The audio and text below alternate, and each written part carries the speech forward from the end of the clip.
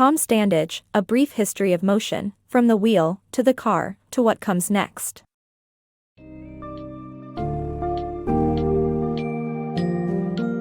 Dive into the fascinating history of motion in Tom Standage's book, A Brief History of Motion, From the Wheel, to the Car, to What Comes Next. Explore the origins of the wheel, ancient status symbols, the impact of Roman innovations, and how transportation has evolved through the years.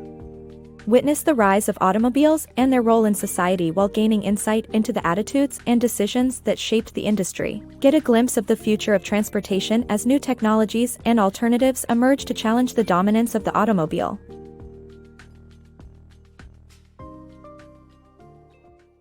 Wheel's mysterious origins. The true origins of the wheel remain a mystery, with common belief once pointing to Mesopotamia around 3500 BC. However, recent carbon dating of artifacts from the Carpathian Mountains in western Ukraine and southern Poland suggests the invention may have occurred earlier, between 3950 to 3650 BC. The practical use of wheels emerged from a need to transport copper ore in the area, eventually transforming into symbols of luxury for ancient kings. The development of spoked wheels enabled the creation of chariots, elevating rulers and warriors to a godlike status. Once assumed to hail from Mesopotamia, the wheel's true origins are shrouded in mystery. Recent carbon dating now suggests that the inception of this revolutionary invention may reach further back, rooted in the Carpathian Mountains. Artifacts discovered in western Ukraine and southern Poland, dating between 3950 to 3650 BC, provide evidence supporting this notion. The area surrounding the Carpathian Mountains was rich in copper ore, which contributed to the dawning of the Bronze Age. The challenging process of mining this valuable resource necessitated the creation of the first small, hand-pulled wheeled vehicles for transporting the mined ore. As historian Richard Bulliet theorized in 2016, from the Carpathians, the wheel's usage then rippled outwards, reaching other regions such as Mesopotamia. Intriguingly, wheels did not instantly gain widespread popularity. Unaided by efficient tools, manufacturing wheels proved no small feat. Moreover, it took time for the development of axles and other modifications that would provide necessary turning capabilities. By 3000 BC, two-wheeled carts began appearing, with chariots following suit 2 millennia later. The invention of spoked wheels marked a significant turning point. With the ability to construct larger, lighter, and faster wheels, the chariot's creation soon followed. The Hittites pioneered these vehicles, using them not only for military purposes but also as opulent status symbols. Egyptian and Hittite rulers often received burials alongside their lavishly decorated chariots, showcasing their elevated stature. In ancient times, the wheel had quickly evolved from a practical tool to a luxurious emblem of power. Wheels of Roman influence. As military chariots became obsolete in the mid-4th century BC, they found new life in competitive games in Rome. Roman engineers expanded on the wheel's potential, improving carts and wagons used in logistics, thus paving the way for better connectivity through the creation of expansive Roman roads and innovative city planning. These advancements laid the groundwork for coaches and subsequently trains to become a reality. With the addition of steerable front wheels, four-wheeled carts transformed into long-distance stagecoaches. Although for centuries, wheeled vehicles had been viewed as unmanly and reserved for women or less prestigious persons, by the 16th century, coaches grew in popularity, ultimately shedding their unmasculine reputation. They became adept for military use, and with ornate decorations, even fit for royalty. The advent of stagecoaches in the 17th century connected people over long distances, setting the stage for the evolution of trains and modern transportation. The race for horseless carriages. The late 19th century city life, bursting with culture and entertainment, was marred by the inconvenience of horse-drawn transportation, causing constant noise, terrible smell, and filth. The urgent need for a cleaner and quieter alternative became evident. The steam engine in cars with early petrol engines emerged, competing in an 85-mile race from Paris to Rouen in 1894. Though a steam engine car arrived first, the race judged reliability and practicality on top of speed, and a car with an engine designed by German engineer Gottlieb Daimler ultimately won the highest prize instead. City life in the late 19th century was known for its bustling hubs of culture and entertainment, but this metropolitan lifestyle had a downside: the overabundance of horse-drawn transportation. In London alone, 300,000 horses trotted, leaving behind roughly 22 pounds of manure and a quart of urine each per day. These waste materials generated a cacophony of noise and disgusting smells that made crossing streets difficult, and rain-soaked days turned the streets into filthy cesspools that splashed onto sidewalks and hapless passers-by. The predicament reached a breaking point, and residents craved a cleaner and quieter alternative to the horse and carriage system. Contrarily, the advent of trains only worsened the problem, as more goods and people required transportation from train depots to their destinations. For instance, New York City's 7th Avenue Street Railway housed 2,500 horses on multiple floors. Solutions began emerging to address the horseless carriage conundrum. 1894 saw a groundbreaking competition in France, an 85-mile road race from Paris to Rouen, which showcased the early contenders. 21 vehicles, powered by steam engines or petrol engines and mostly using tillers for steering, entered the race, with merely one car owner modifying the steering by shifting to a wheel. The race drew a large, captivated audience who eagerly cheered on as the vehicles kicked up dust and sped by at approximately 10 miles per hour. Although a steam engine car arrived in Rouen first, the race aimed to determine factors like reliability and practicality beyond just top speeds. Despite its power and hill-climbing prowess, the winning steam engine car required a team of operators to fuel it constantly. The highest prize was awarded to a vehicle sporting an engine designed by German engineer Gottlieb Daimler, reflecting its winning combination of power, efficiency, and relative ease of use. This landmark competition set the stage for further developments in the quest for sustainable solutions to horse-drawn transportation, ultimately changing the future of urban mobility forever. From hostility to acceptance, cars. The early days of automobile racing displayed the potential of petrol engines, captivating public interest. However, initial reception to cars on public roads was mixed due to their dust creation, danger to rural animals and children, and high costs, making them only accessible to the wealthy. The affordable Ford Model T, manufactured using an assembly line, revolutionized the industry and garnered mass appeal, ultimately shifting public attitude towards automobiles. When the Paris-Bordeaux race took place in 1895, a game-changer occurred. A car powered by a Daimler Phoenix engine reached an average speed of 15 miles per hour, arriving 11 hours before its closest competitor. This feat sparked widespread interest in the evolving automobile industry, with media outlets on both sides of the Atlantic sharing the exciting news. Despite the enthusiasm surrounding automobile races, initial perceptions of cars on public roads were less than favorable. Early cars stirred up dirt and dust along country routes, endangering rural animals and even causing fatalities among children. Public opinion was further soured by the portrayal of reckless car enthusiasts in popular culture. Mr. Toad, a character from The Wind in the Willows, was known for his disastrous driving and causing distress among his neighbors. Moreover, the cost of owning a vehicle exacerbated the division between the rich and the rest of society. Early models priced well beyond average citizens means positioned automobiles as dangerous playthings that only the wealthy could afford. However, the introduction of the Ford Model T marked a significant turning point in public sentiment towards cars. The Model T revolutionized the auto industry with its innovative assembly line approach to production. As a result, the car's cost dropped to an astonishingly affordable $850, compared to the previous average of $2,834, equivalent to roughly $80,000 today. When the Model T went on sale in 1908, it became an instant hit with the average worker, bridging the gap between the rich and the common man.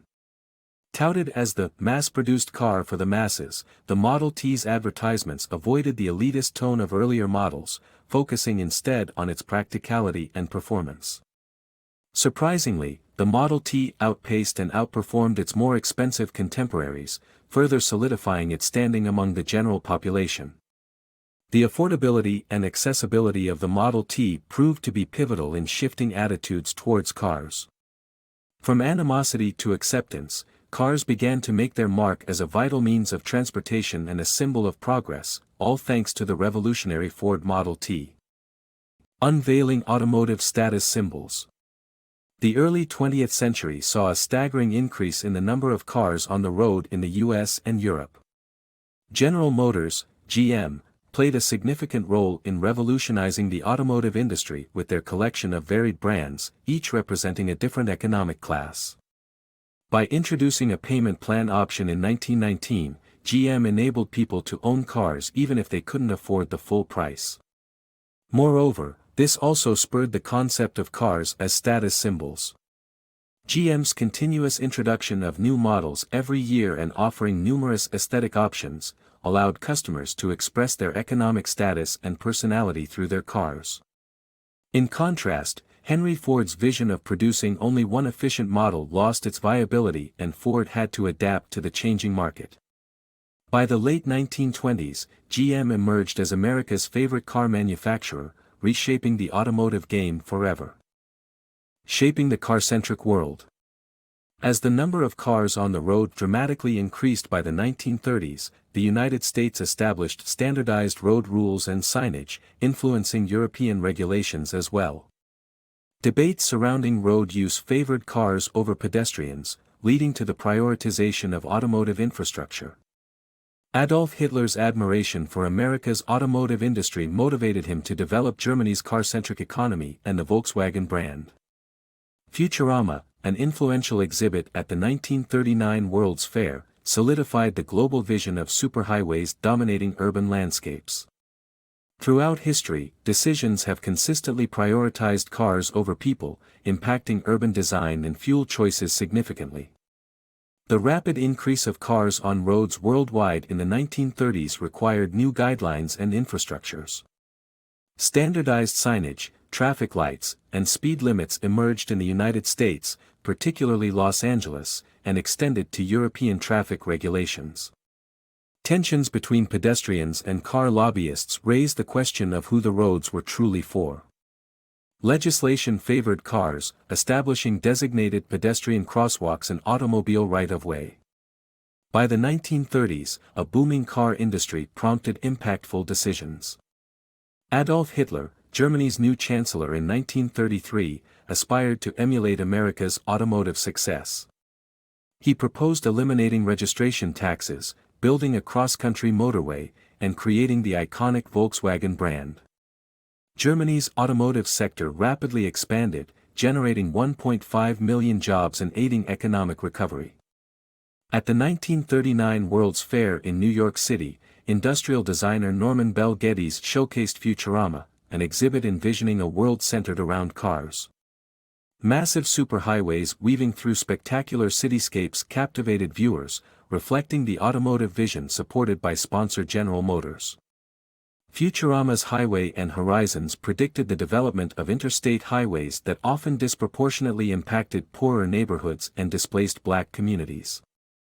Throughout history, decision-makers have consistently prioritized cars over people, directly influencing urban designs and fuel choices.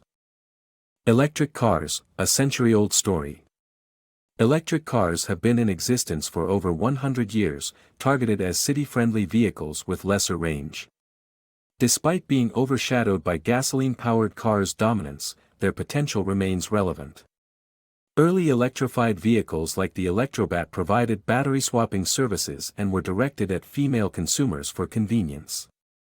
While some suggested ethanol-fueled cars as an alternative, its downsides meant gasoline gained primacy. As concerns grow over fossil fuels' environmental impact, electric cars gain renewed attention today. Delve into the intriguing history of electric cars, which has spanned more than a century. Especially well suited for short city trips, these vehicles were initially limited in range by the need to recharge or swap batteries. The Electric Vehicle Company had an ambitious plan to introduce a fleet of electric cars, called the Electrobat, that would operate as New York City taxis. They devised an efficient battery swapping system to keep their cars on the move. However, A lone scandal dismantled the company as it was starting to gain momentum. Parallelly, companies like Babcock Electric, Detroit Electric, and Waverly Electric targeted women with their electric car offerings, citing the absence of manual cranking and suitability for brief shopping trips as key selling points. However, this approach may have had a counterproductive effect in the long term. This story demonstrates how marketing, politics, and scientific factors led us to rely on gasoline-powered vehicles. Even though early electric cars faced challenges, other alternatives to non-renewable fuel sources existed. For instance, ethanol, an alcohol derived from vegetables and crop waste, was suggested as a renewable fuel source from the beginning. Henry Ford's Model T, the original crowd favorite, was even a flex-fuel car, capable of operating on gasoline or alcohol. While industry experts warned of the perils of relying on finite, unsustainable fuels, ethanol faced its hurdles for widespread adoption. In comparison to gasoline, ethanol proved to be less efficient, with engines burning through it more swiftly. Furthermore, a large amount of farmland would be required to produce sufficient ethanol for America's automobiles, raising concerns about potential food shortages. Additionally, farmers were wary of challenging the powerful oil industry. However, the debate about renewable fuels never truly vanished. It momentarily subsided and Middle Eastern oil was discovered as a seemingly abundant, albeit politically unstable, resource. As awareness of the environmental consequences of burning fossil fuels grew, the clamor for an alternative energy source intensified. Today, electric cars are once again at the forefront of the conversation, with their potential as a sustainable solution being revisited and explored. Reclaiming streets from cars. Cars were introduced to reduce the noise and pollution caused by horses, but they have ultimately made our streets even noisier and polluted. The dependence on cars has shaped our geopolitical structures, and suburb designs have been built around car usage. However, recent global situations like the COVID-19 pandemic have led to a re-evaluation of our dependence on cars, prompting us to explore alternative methods of transportation and reconsider urban planning. Now, there's hope that people can reclaim the streets.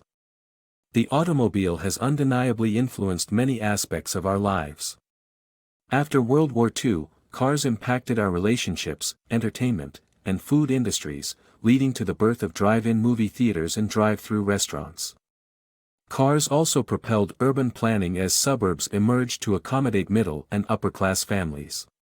Sprawling shopping malls with massive parking lots aimed to bring urban experiences to the suburbs. This car-centric planning often excluded sidewalks, making living in these communities without a car nearly impossible. As early as the 1950s, some visionaries recognized the dangers of building communities around cars instead of people. The suburbs eventually became associated with a monotonous environment that fostered existential dread. Today, with the COVID-19 pandemic forcing people to work remotely and rely on e-commerce, we are questioning these old community planning practices. The shift towards remote work means that fewer people might return to the workplace, as commuting is often considered the worst part of people's day. Working from home has shown to be as efficient, if not more. As a result, the re-evaluation of our relationship with cars is growing stronger. Urban planners and policymakers are starting to rethink road usage by adding bike lanes, widening sidewalks, creating no-car zones, and enforcing low speed limits. These measures demonstrate that urban areas can prioritize people over cars once more. With the world adapting to a post-pandemic era, there's an opportunity for positive change as people reclaim the streets from the grip of cars. By embracing alternative transportation methods and redesigning urban spaces, we can work towards more people-friendly, sustainable cities. The rise of mobility as a service. Despite the fascination with autonomous vehicles, AVs, they remain an elusive dream as technology struggles to surpass human capabilities. However, mobility as a service, MaaS, programs, offering bundled transportation options through smartphone apps, are gaining popularity and redefining the future of travel. In 1939, Norman Bell Getty's Futurama exhibit proposed a future with automated vehicles guided by sensor-laden roads. Fast forward to today, and cars have adopted sensors while the idea of self-driving vehicles remains a work in progress.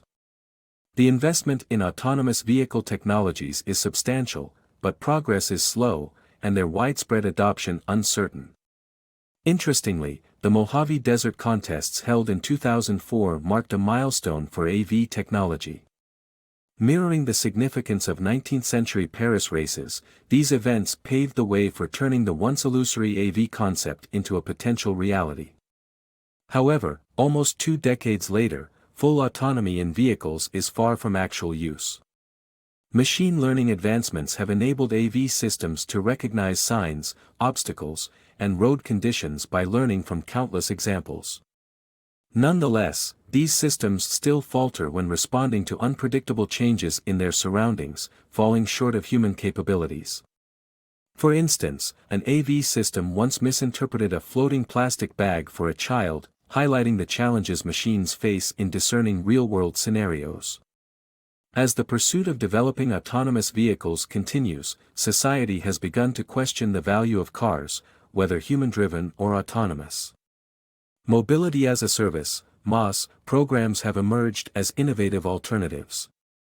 Initially introduced in Helsinki in 2014, MaaS collates various transportation modes into a single, user-friendly smartphone app.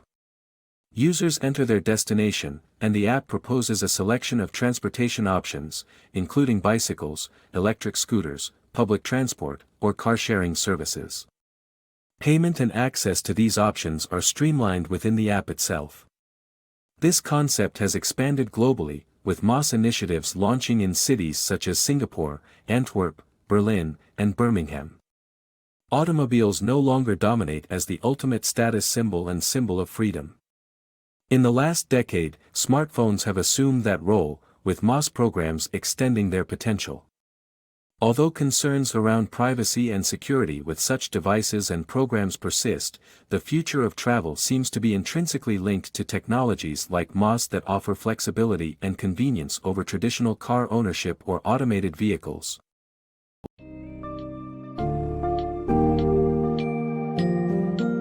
As we summarize Standage's A Brief History of Motion, we see the transformative effect that wheeled transportation has had on society throughout history. Early inventions such as chariots evolved into coaches and trains, moving people and goods more efficiently than ever before. Cars became status symbols, leading to a world designed around their dominance, but also resulting in pollution, noise, and congestion. With the shortcomings of our reliance on gas-powered vehicles now clear, we are turning to new options such as electric vehicles, autonomous technology, and mobility as a service as MaaS programs to redefine transportation in the future. In our quest for efficiency and sustainability, it remains to be seen how these innovations will shape the next phase of human motion.